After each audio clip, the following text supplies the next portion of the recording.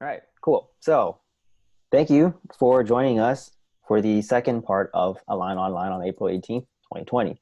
Hope everyone's doing well in these trying times. So this session is called Flipping the Narrative. So if you're interested in creating, growing, and maintaining a first-gen low-income student group at your school, this is the session for you. So hosting our session today is Chris Sinclair.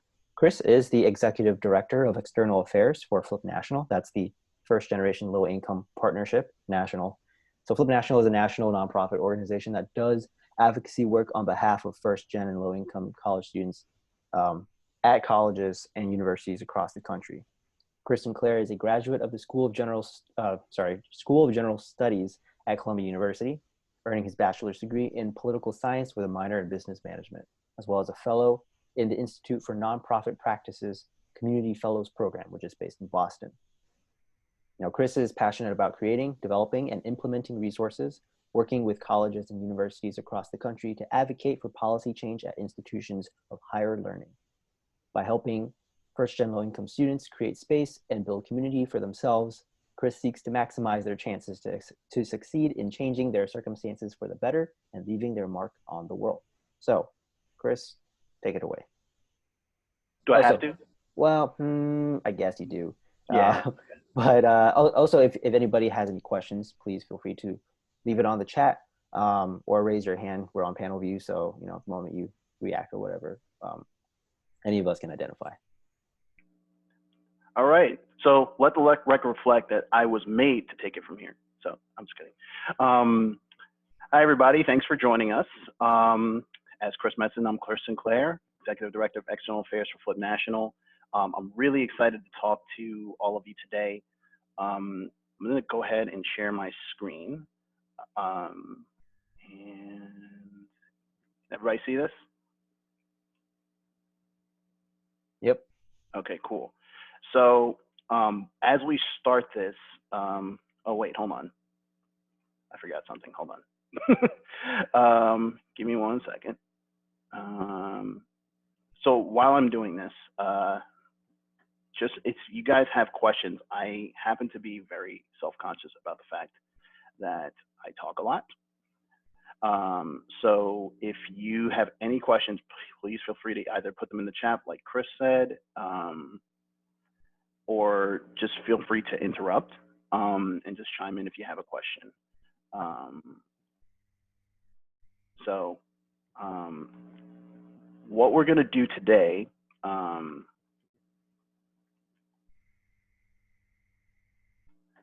and I can work technology. I can do this. Hold on.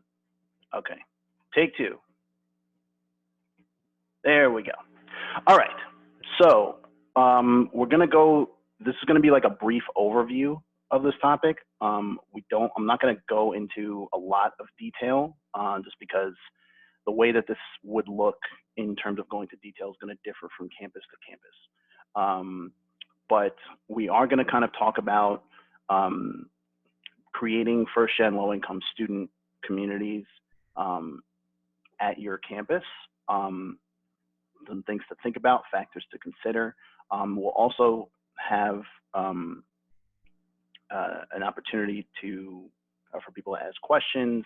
We'll talk about how Flip National can help with this. A lot of people are in this meeting or familiar with it, but for the benefit, since it's going to be recording and other people can watch it afterwards, we'll kind of talk about that.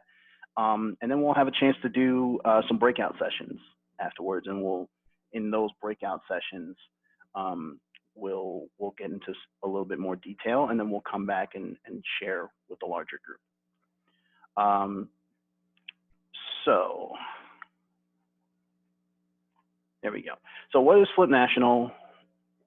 What do we do? And again, a lot of this beginning stuff is for the benefit of people who will watch this later. A lot of you are familiar with it, but as Chris mentioned, FLIP is an acronym. It stands for First Generation Low Income Partnership. We are a national nonprofit organization that does advocacy work on behalf of first generation and or low income college students at colleges and universities across the country. We aim to promote equal and equitable opportunity for first generation and or low income college students and institutions of higher learning across the United States. So there are three ways that we carry out our mission. The first is that we try to build the community nationwide. So many of you were obviously at Align. We're talking about, we're doing Align online, and so usually there would be a conference. So we're not together, obviously, because of COVID-19, but this is usually the Align conference. There are many such conferences, or a couple such conferences throughout the year for first-gen students. There's the IVG conference, there is the Stanford Fly conference, there is the Duke Life conference, etc. And the Align conference is a really, really great conference, and shout out to Align. But Align is one weekend, and so what we aim to do is to try to build out that community nationwide. And the idea is that you can tap into that community all the time. You don't have to wait for one weekend a year. So we build the community nationwide. The second thing is that we craft and implement resources and initiatives to address various target areas that encapsulate the entirety of the first-gen low-income student experience. So we've identified 7 target areas under which, or in which, any first-gen low-income student narrative we've ever heard fall. So the target areas are food insecurity, housing insecurity, financial support, student wellness and community building, visibility and awareness, professional development, and academic development. So everything that we're trying to address falls into at least one of those buckets. The different struggles of the first-gen student faces, et cetera. And so we try to implement resources and initiatives that are aimed at solving those issues. And then the third way that we carry out the mission is to advocate for policy change on a macro level, to support changes to university policy, best practices across institutions, et cetera. So again, oops, why did I start? I think I messed up. I pressed the wrong button, sorry. Let me try this one more time.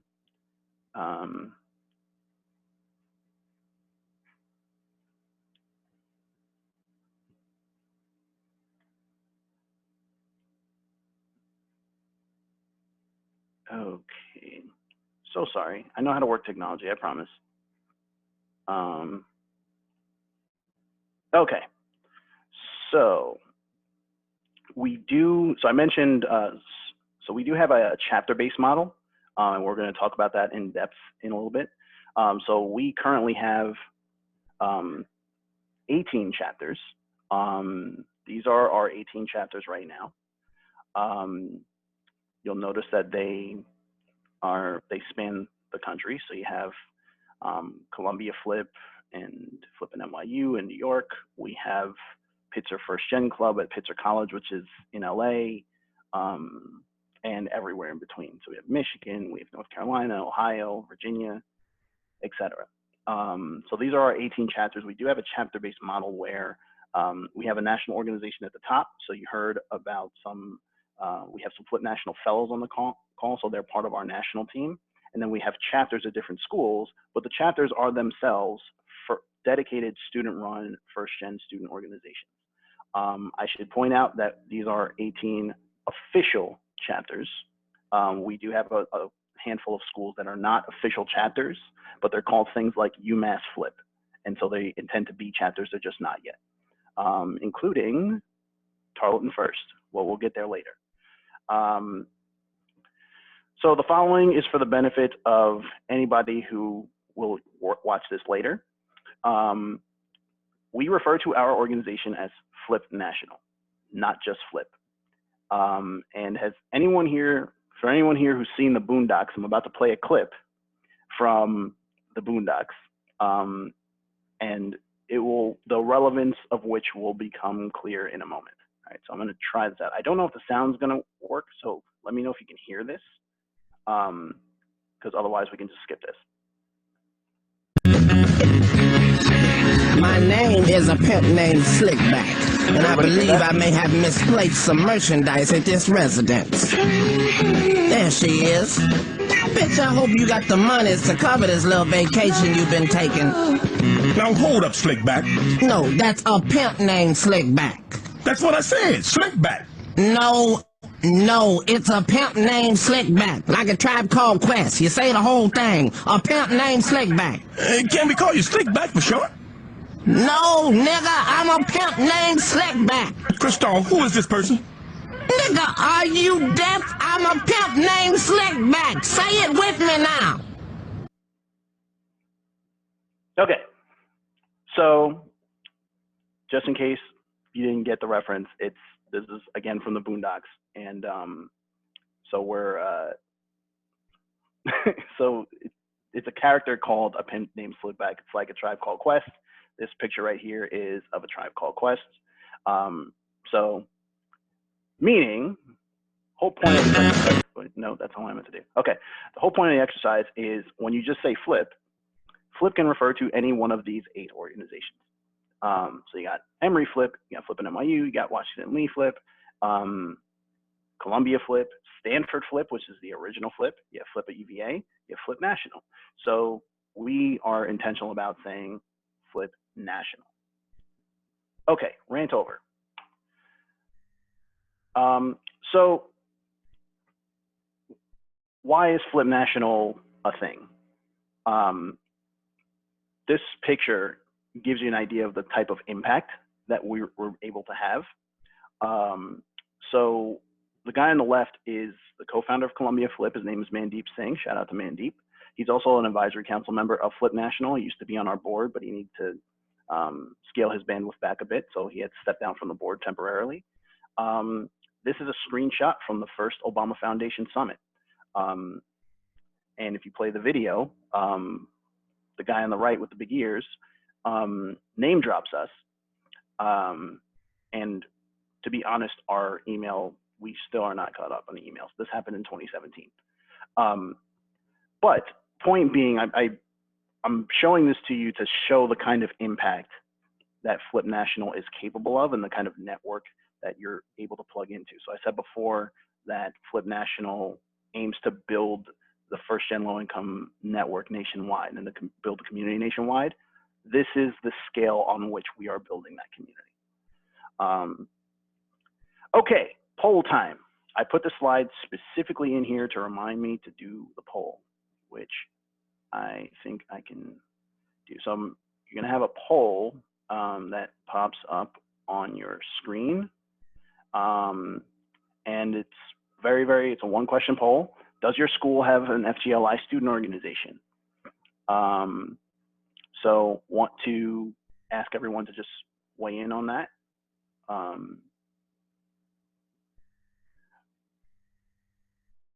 We'll give maybe a couple more seconds to allow. We have 2/3 of you that have voted so far.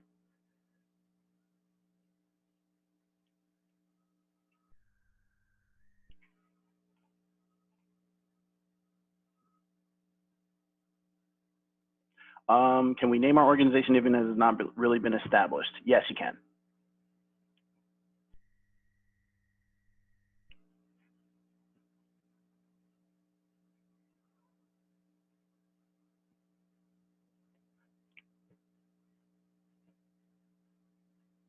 All right, so there is,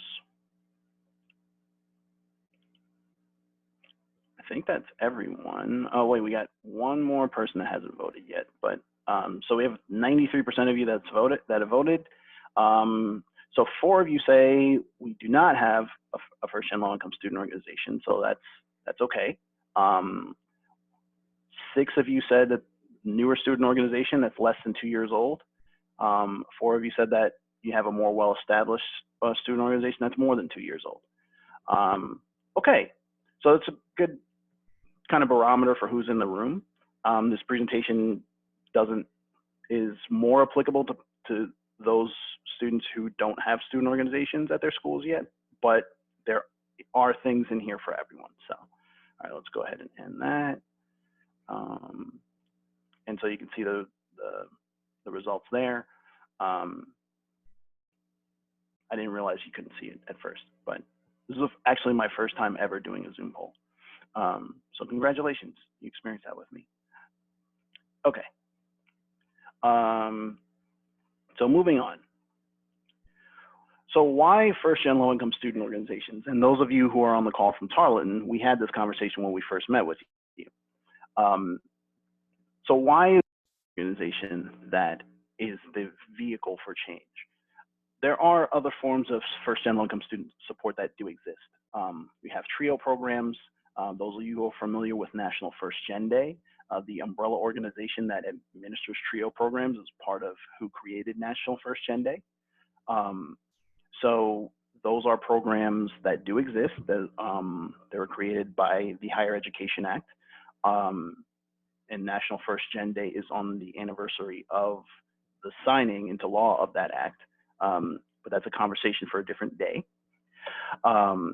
There are administrative offices, administrative programs, administrative units, and so universities, colleges, institutions will try to create this programming, put on events and things like that to celebrate first-gen low-income students, to offer them mentorship, to try to offer them resources to some extent. There also are advisory boards, which is another model of institutional first-gen low-income student support, where it's a combination of administrators and students, and there are conversations that take place about how to provide resources to the first-gen low-income student community on the campus. Now, all of these are fine, except they have their flaws and they have their issues. One specific one, and this is going to be a recurring theme throughout this presentation, is that it creates silos.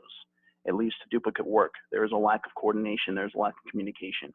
You might have entity A on one side saying, hey, let's work on a food insecurity initiative, and entity B on another side saying, hey, let's work on a food insecurity initiative. And they independently do the same work by themselves, never communicate with one another, and it just creates duplicate work, as opposed to pooling resources, pooling, you know, the ideas together. And as my mom always says, many hands make light work.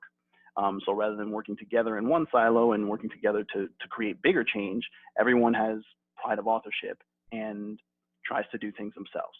So that's one issue with other methods of support, is that it can create silos, and it makes it harder to plug into the resources that exist for first-gen low-income students on a campus. And the more that you create resources, if you try to create an entirely new thing, if you're not doing that with the spirit of trying to integrate those resources and have a central hub, having a one place where those things are accessible, then that is just a creation of another silo. So we're going to get into that more in a minute. Another issue is that students often feel like the issues they want addressed are not adequately addressed. And this actually gets into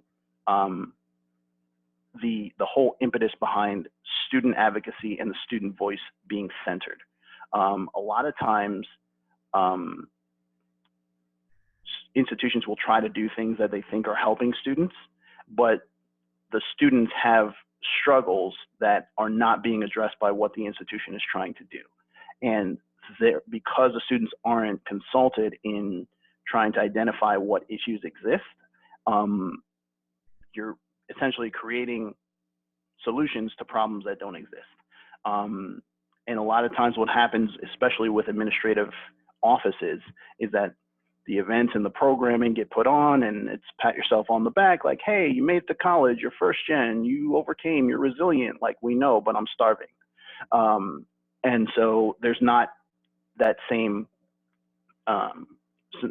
energy towards actually addressing a resource or addressing an issue that a first gen student has, providing support to make sure that they can succeed.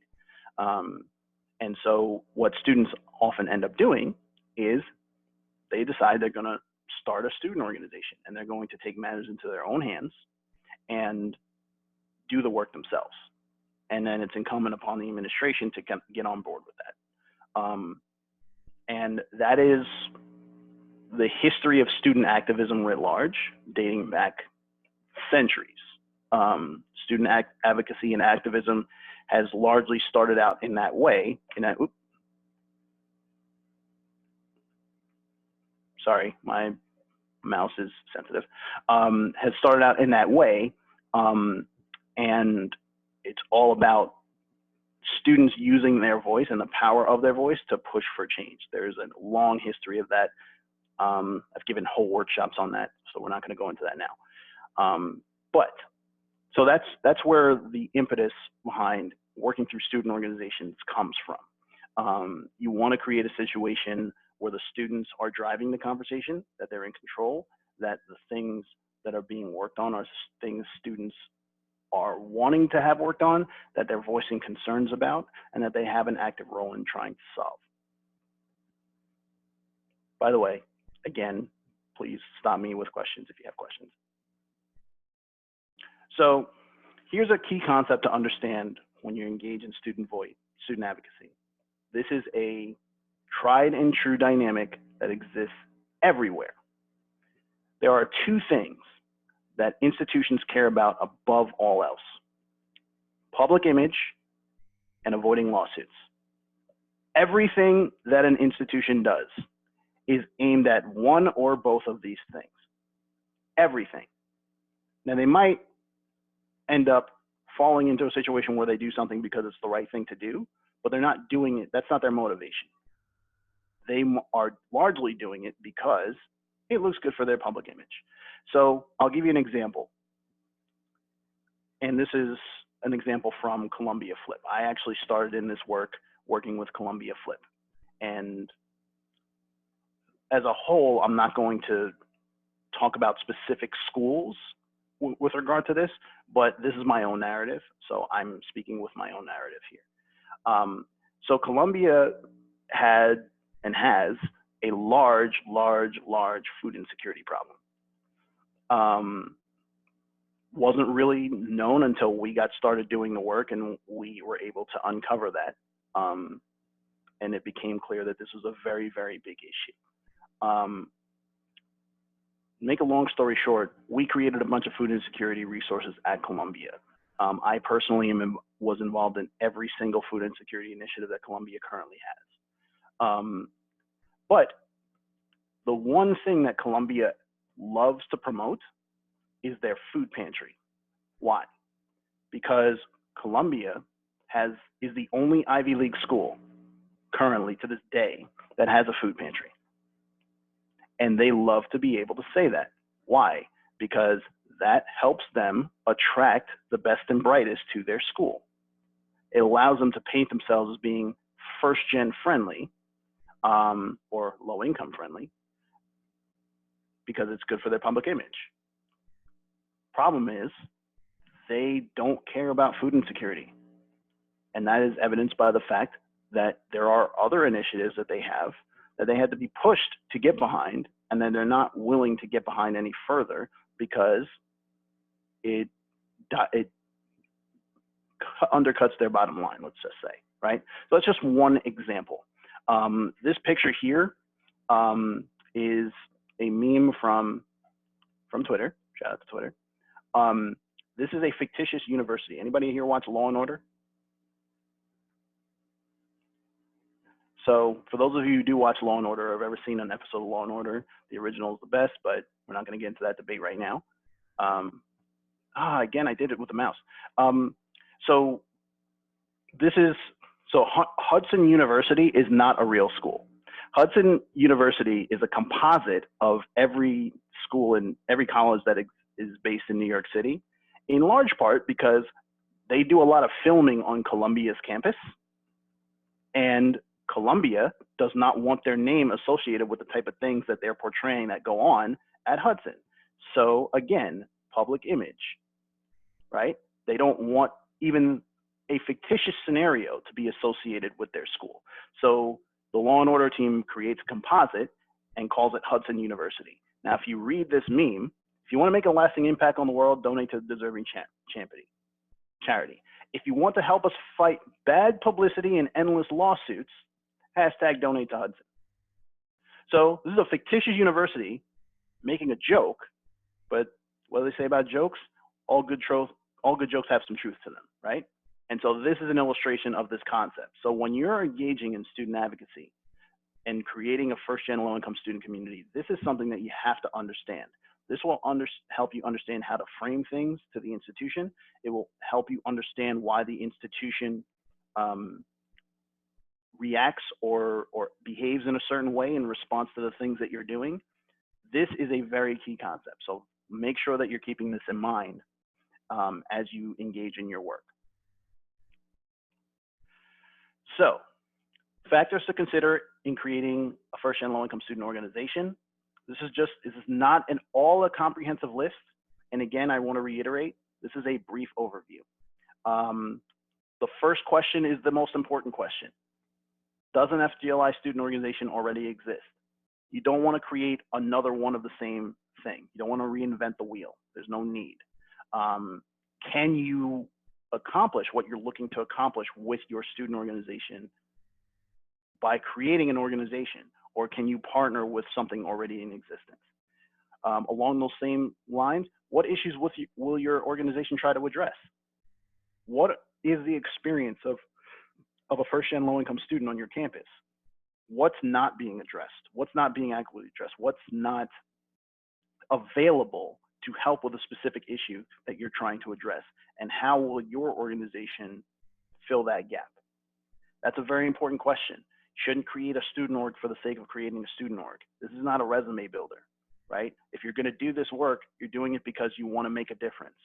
And so that's an important question that you have to kind of think about. And again, the answer to that is going to look different from campus to campus. Different campuses have different issues. Some are deficient in some areas and great in other areas. And that varies from campus to campus. So that's something that you have to think about. What student support infrastructure already exists for first-gen low-income students at your school? Maybe there's not a student organization, but is there a program? Is there a TRIO program? Is there an administrative office? Is there an advisory board? Is there a QuestBridge chapter? All of those things, just thinking about what resources do exist, because you want to make sure that you're partnering where it's necessary to partner and you're creating where it's necessary to create. You don't want to reinvent that wheel. And again, don't want to guard against the creation. You want to guard against the creation of silos. So you don't want to create another silo that exacerbates a root problem that exists on a campus. We've seen this at a couple of different campuses where a common theme of what we hear is there are resources available, but students don't know about them. So we're going to create another thing that is aimed at trying to connect those students with those resources. And it's just another place that students don't know to go to for resources, right? So that's another question that is really important to consider. To what extent do you involve administrators in the process? Now, some of you go to schools where there are very supportive administrators. You might feel that the administrators on your side, you've had good experiences with them. Some of you might go to organizations or go to institutions where the administration is not at all helpful. And this varies from campus to campus. You do have some schools that have really supportive administrations. You have, I would say, more schools that don't have supportive administrations, either on purpose or intentionally not being helpful and resisting change, or just not realizing the scope or the extent to which they need to support first-gen students in some ways.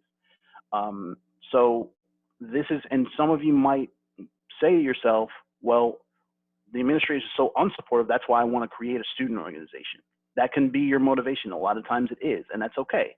But you need to also be mindful of the fact that we talk about centering student advocacy and centering student voice, but we don't talk about doing that to the exclusion of every other voice. And if you want to create real big change, yes, you're going to use your voice to push for change, but you're ultimately trying to get the administration on board. You got to get the institution on board to get them behind your concept of what is needed on the campus, because ultimately you want to get these things institutionalized. You want the institution to start thinking in a different way. And so to the extent that you have supportive administrators, and this also extends to faculty members, that is something that you definitely have to consider. Now, in terms of the actual formation of the organization, that's a separate question, but then this also harkens back to what is your organization going to do? What are you going to work on? So if I continue with the food pantry example at Columbia, we created a food pantry that was available to one school. And there were two individuals that took that idea, ran with it, and then turned it into a university-wide resource. That required institutional buy-in, right? So there are some times when you're going to need to push the administration. There are sometimes you need to work with the administration. So that's another factor to consider. How will you increase participation in the organization once it's created? So this is a lot of what newer organizations struggle with in terms of trying to grow the organization and get it off the ground. A lot of student organizations are just started by a group of friends that have a common interest, and it's like, all right, there's maybe 2, 3, 4 of us. We're going to start this group, and it's going to be great. And then that's essentially, there's not a lot of participation. It's just people within their friend group. There's not necessarily a lot of outreach. But when you're starting a first-gen low-income student organization, you need to think about who's going to be involved, who's going to participate, how are you going to spread the word and help people to find out about this. How are you going to get people to come to general body meetings? What are you going to talk about in those meetings? How are you going to create an environment of inclusion so that people that want to get involved can be involved? Those are all questions to consider. There are some tools that we'll talk about in a little bit for how to address that. The structure of your executive board. So there are a couple different models, but the main consideration here is you structure your executive board in such a way so that the burden of the running of the organization is not shouldered by one person or a small group of people that it becomes too much for. So there are some models that have co-presidents. You can have a president, vice president. You can have directors. You can do committees. And so just thinking about the internal infrastructure of the organization and how it delegates work among the people that you have to work on the organization with you, that's an important consideration. And then lastly, how will you ensure the long-term viability of the organization? That actually has to do with, I mentioned before, like a lot of students will start, you can start a student organization and then you graduate and move on. What happens to the group after that? Many student organizations of any kind often die with the person that created them moving on, whether it's graduating, hopefully he's graduating or otherwise. So you want to make sure that you're putting things in place to make sure that the organization is sustainable after the people who are no longer involved in the organization have graduated and moved on. One other thing that's not on here, you have to also think about how does the first-gen low-income student community at your school receive information? Are you in an email culture? Is it social media? Is it bulletins and flyers? Is it a group me? Is it word of mouth? How are you going to get information out to people? And that kind of goes towards how will you increase participation and grow the organization. So you have to be mindful of how people receive their information so that you can maximize your ability to get the word out to people. That's especially important because, again, going back to one of the common things that we hear when we speak to schools is that schools have resources a lot of times, but it's a matter of the organization or the students not knowing about the resources. And they might find out later on that this resource existed and, oh, I didn't know that this was here. This would have helped me if I had known about it before. That's a very, very common thing we hear all the time. And the fellows that have been involved with meetings that when we've talked to schools, that's something that's come up over and over again. And so one of the things that a student organization has as an advantage is that it's a lower hanging fruit in terms of engagement. If you're a first gen student and you're trying to navigate college for the first time, no one in your family's ever done it, it's a lot more daunting to say, in order to seek support, I have to go see my academic advisor or my dean of students or an advising dean and explain my situation, hope that they understand it, and hope that there's something that they can do to help me, as opposed to saying, I'm going to talk to a peer, someone like a fellow student who has a similar experience, and maybe that student knows of something that can help out. That's a much easier conversation for a lot of first-gen students. And so the student organization becomes that hub of information and a hub of resources, and it becomes that way that first-gen students can get plugged into the resources that can help them. Okay, so how can Flip National help with this? First thing is, I just went over a lot of different things to consider. You don't have to figure it out by yourself. We just had a chapter get in touch with us this past week and say, we've been trying to figure out how to run our organization by ourselves this entire year with just 2 people. You don't have to do that. We can help you with this. So we have an entire team of people, and this is literally what we do, that can help you figure out the answers to these questions, can help support you in terms of the actual doing of some of these things. And so this is not something that you do alone. You can, it's much harder, but think about it like this. If you're doing a research paper, are you gonna go doing a whole experiment by yourself? You're gonna organize experiment, get peer review, institutional review board and all that stuff, or are you going to find results from a study or experiment that's been done and has statistics that you can refer to and be like, hey, they did this experiment, here are their findings. Now, maybe you want to challenge those findings, and in that case, you probably would do an experiment, right? But if the information is there, you don't have to come up with your own information. You can tap into the information that already exists. And we have a lot of resources, a lot of tools that can help you do this a little bit easier. And we've helped build organizations from scratch. So we have 4 examples here of schools that we helped to build a first-gen student organization out of nothing. So Flip at NYU, which is now a chapter. When we first encountered them, there was one student that reached out and said, we don't have a first-gen low-income student organization here. We want to start one, or I want to start one. And we helped them build that. Flip at UVA, same thing. They hosted Align last year. They wanted to create a student organization. That was one of the things that came out of their hosting of the Align conference. And we worked with them over the course of a few months, and they were able to start their organization, get recognized, and now they are a chapter. Help them build it from scratch. UMass Flip is another one where if you go on their Instagram or their Facebook, their logo is our logo. So we help them build that group. They're not officially a chapter yet, but they're called UMass Flip. So they created this group with the intention of becoming a chapter. Also, shout out to everyone on the call from Tarleton First, which is the name that they just came up with yesterday. We're literally helping them right now to create a student organization. And I would say this came together in the course of about a month, maybe a little less than a month actually, where they now have a group, and then they have a plan for how they're going to get recognized, and hopefully they will become a chapter. So we have done this many, many times over. And so if you're out there and thinking about wanting to start a first-gen low-income student community at your campus, you don't have to do it yourself. I see a lot of students say, hey, I'm looking for advice on how I can start a first-gen student organization, or I just started a first-gen student organization. I need some advice. How do you do this? How do you do that? What can we do to improve?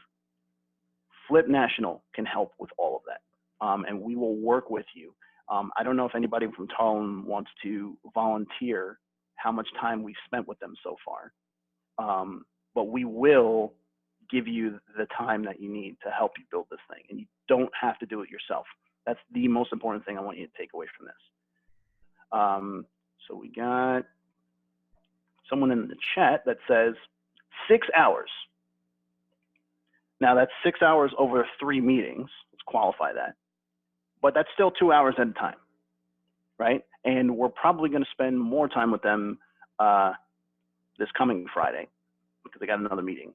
So we're probably going to join them for that. We'll keep joining them until they tell us they don't need us anymore.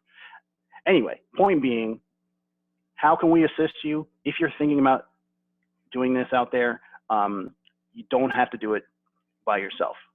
We can definitely help you. and we can accelerate the timeline.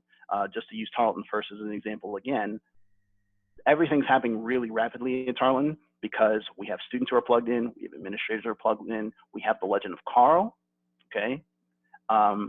And people are really, it can come together very quickly, and we will spend the requisite time that's necessary to help you build it. So I keep mentioning Flip National chapters. And again, just to reiterate, our chapters are dedicated, recognized, student-run, emphasis on student-run, first-gen student organizations. What are the benefits of forming a group and becoming a Flip National chapter? These, again, are not, this does not represent a comprehensive list here. Let me pause for a second because I think we have some questions. Or are they questions? Let's see. Oh, they're not. Okay. Okay, so they're, shout out to Tarleton first. Okay. So one benefit is we are a nonprofit, which means we have tax-exempt status as a 501c3. We can fundraise on behalf of our chapters. So we can become a funding source potentially for any new student organization or any current chapter that exists out there. We work with, you can work with our team, meaning our Flip National Fellows. So we have a few of them on this call. So I think our entire, almost our entire chapter establishment and development team is here. But we work with you to become better, more efficient advocates for yourselves on your own campus. We don't come in and dictate to you and say, you're a Flip National chapter, you have to do this. We don't do that. The idea here is you're on the campus, you know what the issues are. Whatever it is that needs to be worked on, you're going to decide what needs to be worked on, and we're going to do what we can to support you in doing that thing. We can also connect you with other Flip National chapters. So if I go all the way back, we have currently 18 chapters that we can potentially plug you in with. If there is something that's going on your campus that or an issue that exists on your campus that another chapter has worked on. So for example, a good example of this came when one of our chapters of the College of Worcester, FGSO, First Generation Student Organization, they decided they wanted to start a textbook lending library. Well, we have a number of chapters that have textbook lending libraries, and so they wanted to get plugged in with a chapter that had a population or a student population size that was similar to theirs. So Lehigh First happens to fit with that, and they have a really robust textbook lending library, and they have a laptop lending library to go along with that. More on that in a moment. And so we were able to connect them, and so that was the beginning of getting the ball rolling in terms of plugging them in and to help them build their first gen their textbook lending library. We have Columbia Flip and Flip at NYU, which are a subway ride under normal circumstances away from one another. And so they're talking about doing joint programming and joint events and things like that. There are parties where NYU students come to Columbia parties all the time, and vice versa. So they're working on potentially collaborating and doing stuff together. So there are all kinds of ways that, no, we're not doing that again. There's all kinds of ways that you can collab with one another. Workshop ideas to address issues. So we can meet with chapters and say, hey, what do you want to work on? What are some things that you want to do as a group? So remember that question that we talked about before of, what is it that you are going to do as a student organization? Maybe you don't have those answers. A lot of those answers to those questions, you don't necessarily have to have them. We can help you figure those out. So don't think that you have to answer all those questions before you start. Those are things that you can figure out as you go along. Sometimes the issue is going to be, how do you find out what issues need to be worked on? When we started Columbia Flip, I'm a founding member of Columbia Flip. We didn't start out saying, hey, we're going to work on food insecurity. We didn't even know that food insecurity was a thing in Columbia until we started doing things to try to raise awareness of the experience of a first-gen low-income student at Columbia. And we noticed that a lot of students were not eating. And that's how it became a thing. And it was rather extreme stuff. I'm not going to put it out there because we're on a national platform here, and I want to respect people's privacy, but it was really extreme. And so, so those are some things that you can try to figure out. And if you say like, hey, we've identified an issue like academic development or professional development, we can workshop ideas. What can you do to address that? Who can you partner with? What can you create? Tap into national initiatives that can be implemented at the campus level. I mentioned the laptop lending library. So for example, there is a company that we're partnered with that builds laptops out of old computer parts and then repurposes them and donates them to social impact organizations. We are one of those organizations. So if you were to create a chapter and you said, hey, I want to start a laptop lending library. Let's say, you know, we have a textbook lending library, but we have a lot of students who can't afford to buy a new computer if their computer dies out on them or don't have one to use in the first place. We have a laptop lending library. We can bring that initiative to your campus. And so we can basically communicate with our partner and we can get you a distribution of laptops, and then we'll talk to you about how we can get you more. And we're aiming to build this up enough so that we can get enough laptops for all of our chapters. So that's an example of one national initiative that can be implemented at the campus level. And so if you have an interest in that, if that's something that is a need at your school, then we can help bring that to you. The backing of your organization by a national nonprofit organization gives legitimacy to your organization. I mentioned this before, student organizations come and go, and administrators and institutions know that a student's time on a campus is finite, but theirs is not.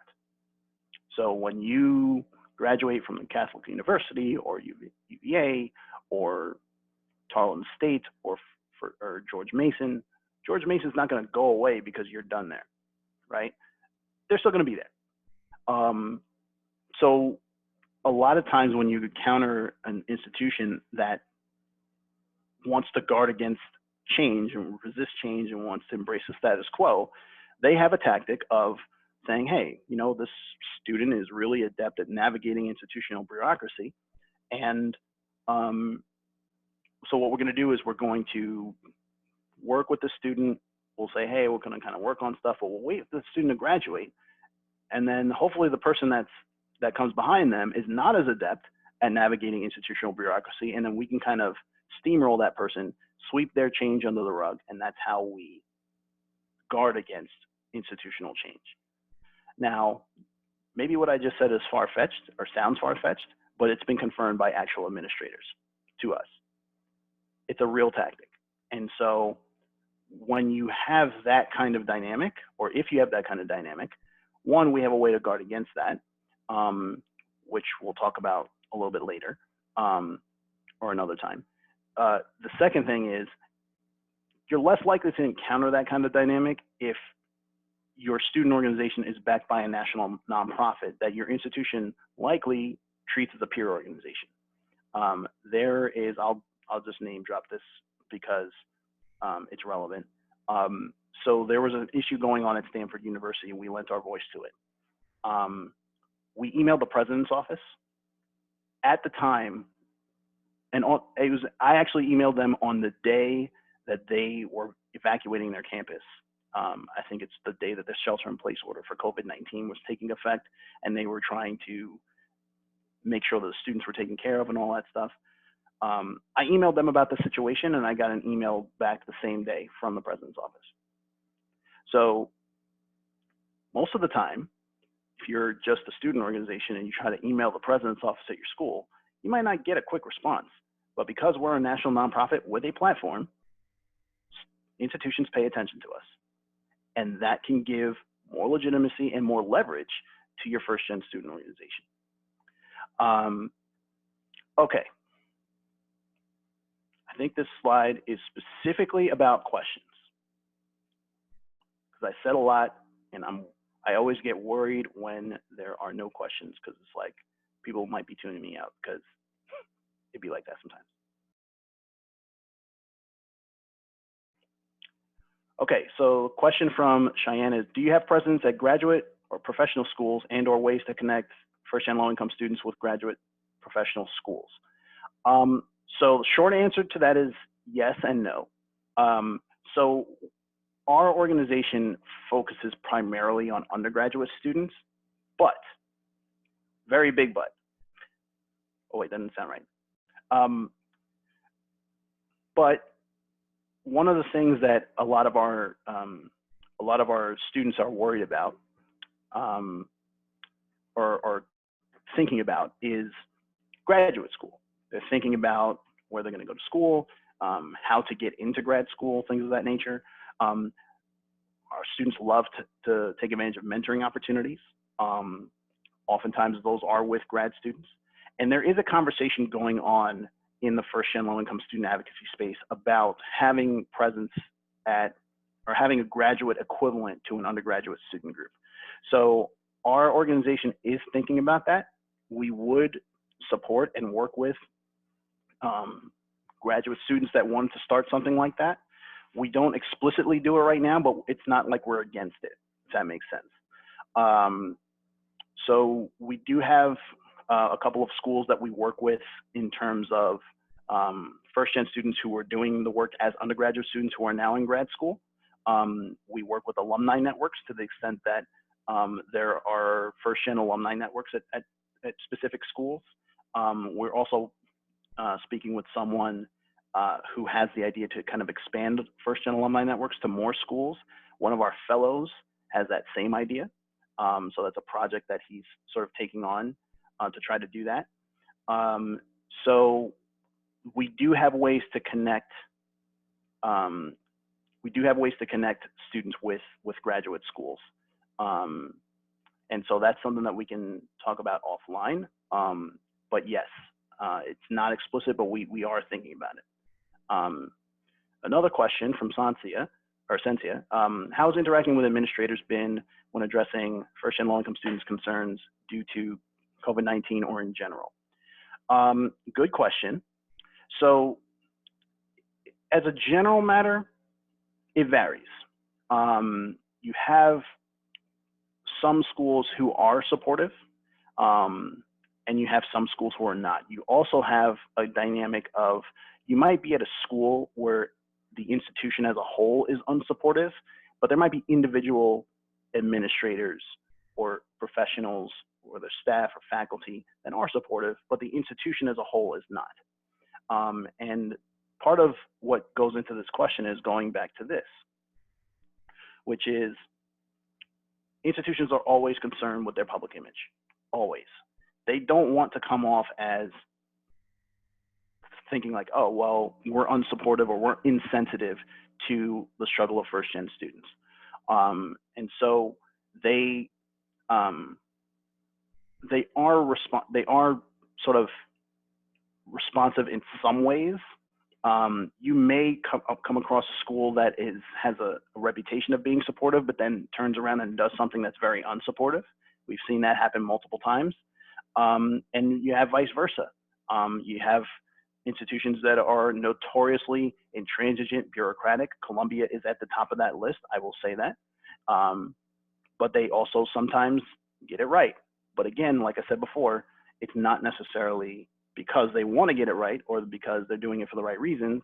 They're doing it so that they can bolster their public image, especially in the case of Columbia, who has a history of gentrifying Black and brown neighborhoods to expand their campus because they're in New York City. So any kind of public image that makes them look good is an attempt at trying to offset that dynamic that they don't like to talk about.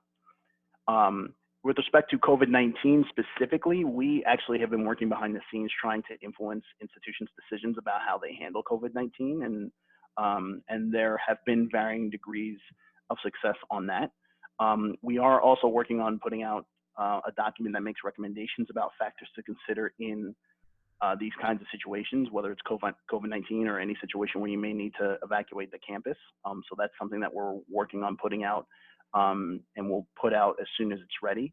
I think in response to COVID-19, there has been a little bit more impetus to listen to the input of students a little bit more.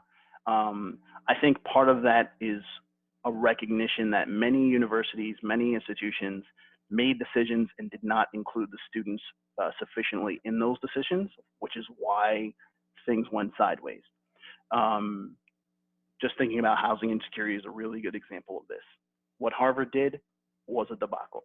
And I'm naming names on this one because it's in the public sphere. Harvard basically said, you have 72 hours, you have to move. If you're on spring break, don't come back. And really, really uprooted a lot of first-gen students' lives. Penn, similar kind of thing, where they said publicly that, you have to evacuate the campus, but if you can't afford to stay on the campus, you can apply to stay. And that was supposed to help what they call highly aided students. That's their terminology. They're trying to move towards a more asset framing kind of terminology with respect, rather than saying low income. But the part that they don't talk about is nearly everyone who applied to stay on campus was rejected. There was no appeals process, and so they were made to move anyway. And then they, in an effort to encourage or to aid their efforts to forcibly evict students who had 2 months of housing taken away from them that they thought that they were going to have, they actually went to residents in the community around the campus and encouraged them to take students in off campus. So that would help them to say, all right, here's one less thing, you have somewhere to go. And on some level, it's, if you're going to try to accommodate students in that way, that's a good thing. But they did it for the express purpose of being able to say, you need to leave, so that they didn't have to respond to public pressure from the students. So again, saying something publicly that sounds great, and then not saying anything about how it worked in practice. So getting back to the question, students' concerns during COVID-19, a lot of students have had to engage in activism and advocacy and push for this change. Going back to Stanford, very, very recently, there was a push for Stanford to pay their essential workers that were working on the campus that were essentially laid off because they evacuated the campus in their shelter-in-place orders. They were not going to pay those employees. They were not going to pay those people. And the students protested and they engaged in direct action, and the students, they got a victory. They're going to, the school is going to end up paying those employees. So a lot of those situations and things that are going sideways are things that students have taken upon themselves to try to organize around. And I think there is a sense among institutions that they don't want to be the institution that comes off as insensitive, because again, public image, they don't want that to get out. And so there is a little bit more incentive or desire to try to work with students a little bit more and address their needs a little bit more. But I would say, as a general matter, if your institution had a supportive administration before, they have a supportive administration now. If they had a not so supportive administration before, it's only slightly better now. So the nature, there's not a lot of schools that are doing like a complete 180, like I've seen the light, let's work with the students. That's not happening. That will take time. So anybody else have any questions about anything? Chris, if a student at a school who doesn't currently have a Flip National chapter is interested in establishing one, so we know what Flip National can bring, but what expectations do you have of students who want to start an organization? Good question. And so this is something that it depends. This gets into a conversation of what are the expectations of the student organization relative to being a Flip National chapter. And this is something that will be reiterated if and when you decide to speak with us. So there's only a couple things. we try to make this as minimally invasive as possible. So the first thing is we want to have at least one designated point of contact, and our team has actually been talking about making it more than one, between our chapter establishment development team and the student organization. So we're not in the business of establishing chapters for the sake of establishing chapters. So once you become a Flip National chapter, we don't want to just be like, all right, good luck, you're on your own. That's not helpful, right? We do want to work with you, and we don't want to lose track of you. And so we want to work with you and make sure that we're actually helping you to do this work. So a point of contact is one thing that is expected. We do ask, for example, we do ask for a tentative budget, and the reason for that is because, again, we can fundraise for you. And so if you have a certain allocation from your school, we encourage you to get all the institutional funding that you can, of course. But if you have ideas for events or programming or resources or initiatives that you want to do in a given year, and you have a budget for how much all that will cost, and then you can give us an idea of whether or not you have a shortfall in your budget to do everything that you want to do, that helps us to set our fundraising targets. So if we know that, just to pick a random chapter, if we know that you first at VCU says, hey, we want to do all these things, we have like a shortfall of $600. Now we know, okay, part of what we're going to fundraise for is to help cover that shortfall so that we can provide funding to that chapter so that they can do everything that they want to do, right? So that's one of the things that we ask for to try to help us set our fundraising targets. We do ask for a membership list, which can be something as simple as an email list, but ideally what you want to do is have people sign into your general body meetings and provide that list. And the reason for that is when we do go and fundraise, we get asked the question, how many students do you serve? And so if we have a membership list, we have an idea. We can give them an exact number of this is how many students we're serving. Last thing that we ask for is just sort of a tentative list of maybe 2 or 3 goals that you have as a chapter that you want to accomplish. And the reason for that is if we know that you're working on a specific issue, we can try to seek out resources that can help you accomplish that goal. So first generation college students at Michigan, FGCS in Michigan, is a good example of this.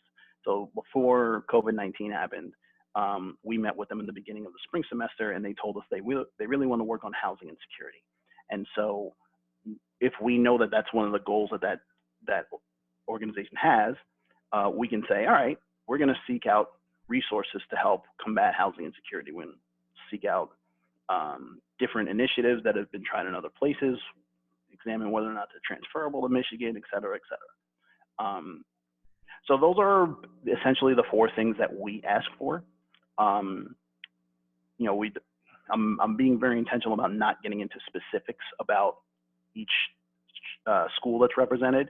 What I will say is beyond that, we would want to meet with each school and each student that wants to establish a Flip National chapter or even start a group that becomes a Flip National chapter. And we would go into some nuances there for the purposes of trying to figure out what that group is going to do and how we can help.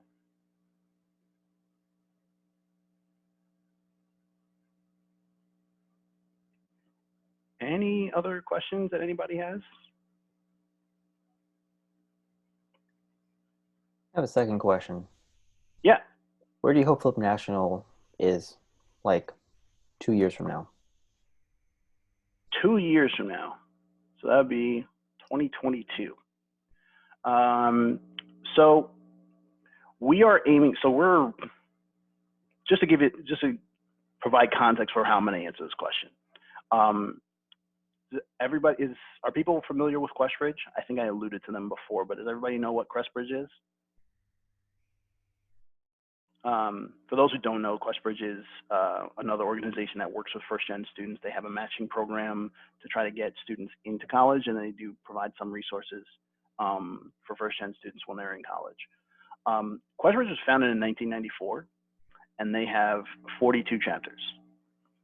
So that is 26 years, I believe. My math is right. We were founded in 2015. and we have 18 chapters. So we're growing. That growth rate is a lot faster in our case, right, than Questbridge.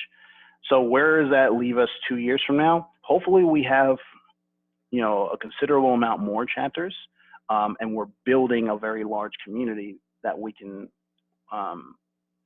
really plug into and advocate for bigger change. The idea behind this organization and our core thesis here is that when you are engaging the student voice and you're centering the student voice, that is when real meaningful change happens.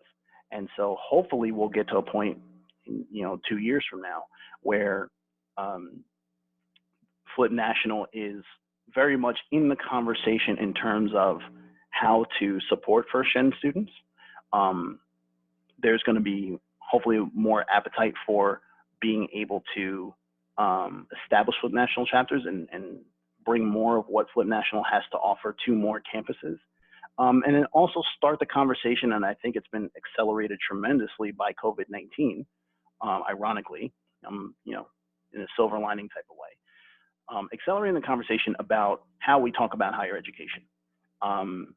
And the fact that it was alluded to in one of the sessions last week, that educators, institutions, schools are really looking more and more for those first-gen narratives, and how to use those narratives to help define higher education. If they're valued more, having first-gen students in the community adds to the community, and in a way that no other identity can, is very intersectional. And so hopefully what we're doing in the next couple of years is really changing that conversation and having it be a regular part of the discourse in terms of how we think about supporting college students, how we talk about higher education. Something as simple as, during the presidential primary in the Democratic Party, there was a lot of talk about quote unquote free college. Well, anyone who's first gen knows that if you cover tuition, that doesn't make college free. So making colleges and universities tuition free is different than free college, because you still got to pay for room and board. You still got to pay for food. You still have to pay for textbooks. You still have to pay for living life. You might have to support a family member back home if you were a breadwinner back home and now you're in college and that family income is lost. And if you're a low income student and you were part of contributing to the household, that's lost now. So college is not free just because you cover tuition. I wish it were, because that would have helped me out, but it's not. So in 2 years, we're trying to help change that conversation. We're trying to build our platform and get to a place where we can shine more light on the things that are happening in higher education, and doing so from the student perspective.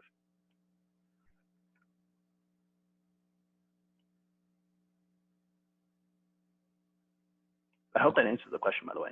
Yeah, no, lots of affirmation in the comments to your answer.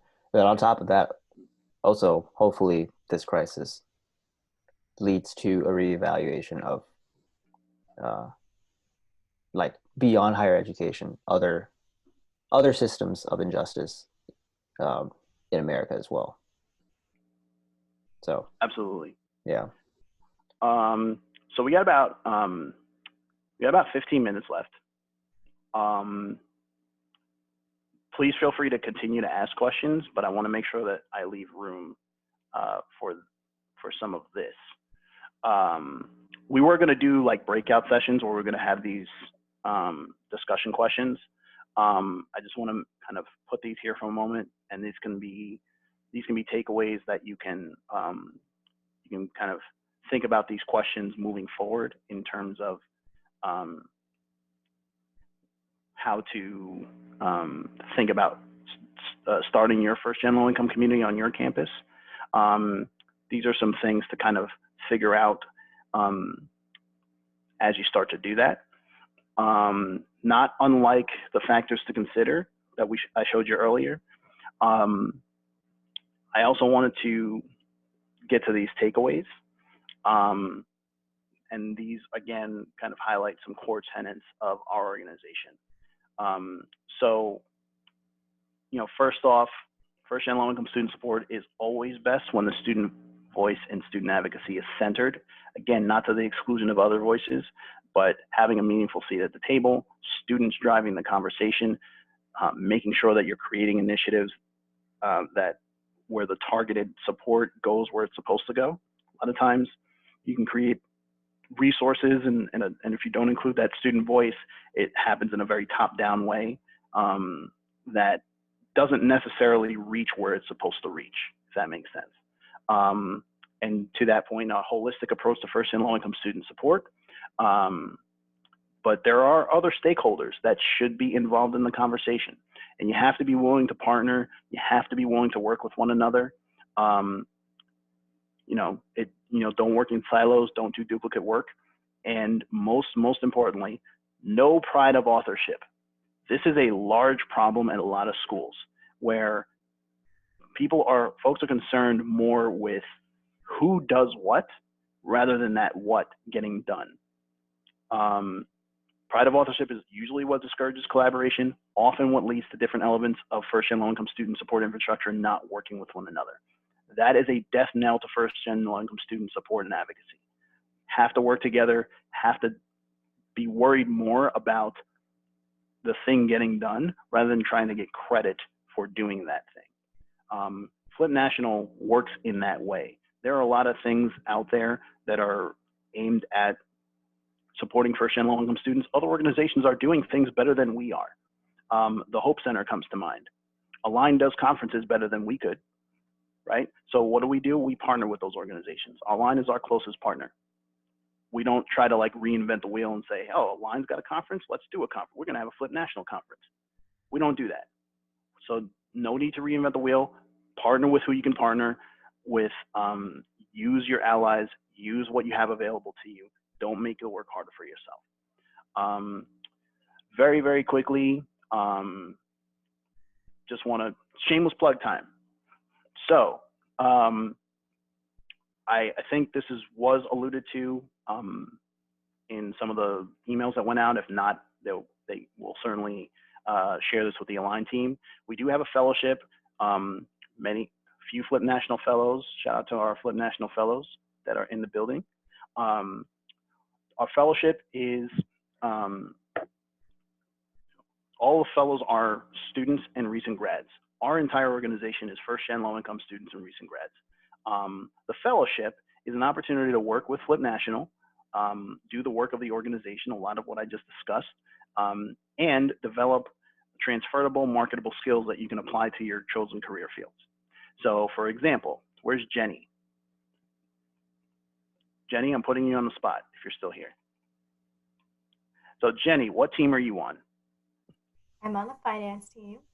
Awesome. So Jenny is learning about things like grant writing. So if you want to work for a startup, or if you want to work in research, or if you want to work for a nonprofit, another nonprofit, grant writing is a tremendously marketable skill to put on a resume. So being on the finance team, she gets to do grant writing, grant research, learns about compliance and things of that nature, learns about nonprofits 101, learns those skills and is able to take them elsewhere. We have our chapter establishment and development team. We have our technology team, so website maintenance, building website, data analysis. We have our communications team, all of that good stuff. So we have that fellowship. We are accepting applications for the summer at least. So if you're interested in that, we will share the application form for that. It's a fun one to fill out. So our fellows and I are going to have a check-in later tonight, and we're going to have lots of fun. Our last check-in went like 2.5 hours. It was a lot of fun.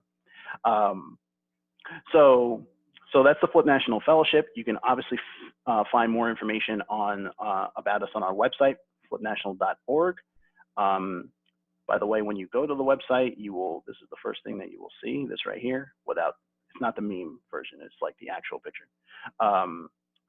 So now you know that when you go to that website, it's not just a random stock photo. This is a real thing. So going back to this, okay. So we have partnerships, lots of partnerships. Want to make sure that we note those partnerships. Momentum and GiveTide, those are two apps that are aimed at fundraising. So you can, we're registered on those. GiveTide allows you to connect your debit or credit card to their platform, and then every time you purchase something with your card, you have the option of rounding up and then donating the change to Flip National. Momentum takes it a step further and says you can set up automatic donations when things happen. So one of their more popular ones is every time Donald Trump tweets, you can donate 10 cents to the ACLU, which I think is hilarious. So we have a partnership with them. And so if you're interested in supporting Flip National in some way, those are two ways that you can do it. We have a partnership with Jopwell. Jopwell is the leading professional development company for Black, Latinx, and Indigenous students. And so they have an ambassadors program. They have a partnership with us. If you're wanting to sign up for Jopwell, there's an exclusive link that we can give you to sign up for Jopwell. D.E. Shaw and Company is a very, very strong ally of ours. They're a corporate sponsor of ours. EdQuity is an app that is something that everyone actually should know about during this time, because it is an app that aids with, among other things, emergency aid. And so we're working with them in terms of, and they also have, they have like surveys that they do, and they actually like pay students to participate in these surveys and things like that. So more information on that is available. We have a ton of other partnerships, a ton of other opportunities. One thing that's not on here that I forgot to put on here is sometime next week, we are going to launch something called Class Confessions COVID-19 Edition. Now, our team has been talking about this. For those of you who don't know, Class Confessions page is a really, really easy way to raise awareness about the experience of a first-gen low-income student on your campus. And so what you do is you create a Facebook group, you tie it to a Tumblr account, and you solicit confessions from students on the campus about what it's like to be on the campus. You remove all the identifying personal factors, and then you post it on the Facebook group. We did this in Columbia, and it went viral. Stanford was the originator of this. We got the idea from Stanford. We took that, we did it, and it blew up. We got, at one point, international media attention for ours. What we're planning to do is we really feel like there has not been enough discussion from the student perspective about how COVID-19 has affected students. And so what we're going to do is we're going to try to set up a page, and we're sort of doing this in place of Gen Week, which is also not listed here. This past week would have been Gen Week. It's our International Visibility and Awareness campaign, but because a lot of campuses are closed, it's not really feasible for us to do it this year. So we're kind of doing this in place where we're doing COVID-19 edition, which is to say we're soliciting confessions, quote unquote, about how COVID-19 has affected you as a first-gen low-income student. And we're going to post those, and we're going to try to raise awareness about all the things that are not being talked about right now. Because I'm in a lot of circles, we're seeing that a lot of things are wanting to be students want them discussed, and they're still not being discussed. So that's another opportunity. So lastly, we have all of our contact info, Flip National on social media. You can find us on Facebook. That's our Twitter at @flip_national. Our Instagram is @flipnational.org. We resurrected that last year. We have a LinkedIn that we should really start using. It's linkedin.com/company/flip-national. On top of that, here's my contact information, but very strong disclaimer here. Use my contact information. Don't just take it down, because a lot of y'all got cards from me if you ever met me before, and I give you a business card, and that's the last time I ever hear from y'all. And this is for people here and for people that are going to watch this recording later. Use my contact info. I am going to temporarily stop sharing this so that I can show you, which one is it? Okay. I'm going to share this with you. Now, don't roast me about the amount of tabs I got, because that's my team's job. Okay? This is my email inbox. Notice there are no unread emails. So if you email me, I will see it and I will respond to you. Okay?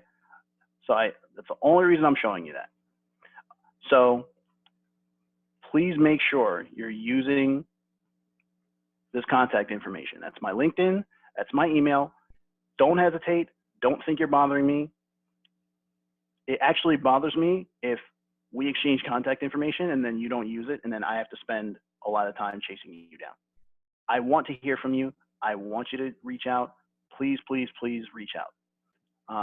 So there's my email. I just showed you. I read every email, even the junk ones. And I don't know if you noticed, but there's about 10,000 emails there. So point being, like I really want you guys to reach out. Don't hesitate. Don't let this be like, oh, you know, I really got a lot of that out of that session and that was fun, and then move on with life. Like, don't do that. Reach out. I want to hear from you. I want to have these conversations with you. For those of you who are interested in building these communities on your campus, I want to help with that. Our team wants to help with that. That's part of why they're in the fellowship in the first place. So please, please, please reach out. And finally, thanks for coming, because it's Saturday, and even though we're all sheltered in place like responsible people, not like, you know, complaining about being liberated or comparing ourselves to Rosa Parks and stuff. You could have done a lot of things. There are a lot of things to binge watch on Netflix, but you spent your time here with me, and I really appreciate it. So thanks for coming. I'm going to leave the contact information up there for those of you who want to use it. But you should use it. Yes, definitely use it. Chris and I go way back to when we were both students at Columbia. Flip National was a big reason why Align started. They helped us write up our first proposal to put on our conference at Barnard in 2017. So, like, we owe our existence to them in some ways, and we also owe this. Technically, we owe the Zoom session to them because we're using their Zoom account right now. So yeah, thanks for that, Chris and Flip National. And yeah, so I think with that, if no one else has any questions, we'll make sure that all the resources are collated in one place. Many of them already are in that one slide, but we'll make sure everything, we're thorough with that, and we'll put that in the description for this YouTube video. We'll put that on social media, on our listserv, and yeah, I don't know. Any last final thoughts before we part ways? All right, cool. Thank you guys for coming again. Stay safe, stay healthy, and I guess keep an eye out for the YouTube video. Share widely with your peers and friends, and Michaela and I will be in touch about more Align online developments as they come. So, yeah, thanks. Thanks so much for coming, everybody. Bye, y'all. Thank you. Thank you. Bye, everyone. Thank you.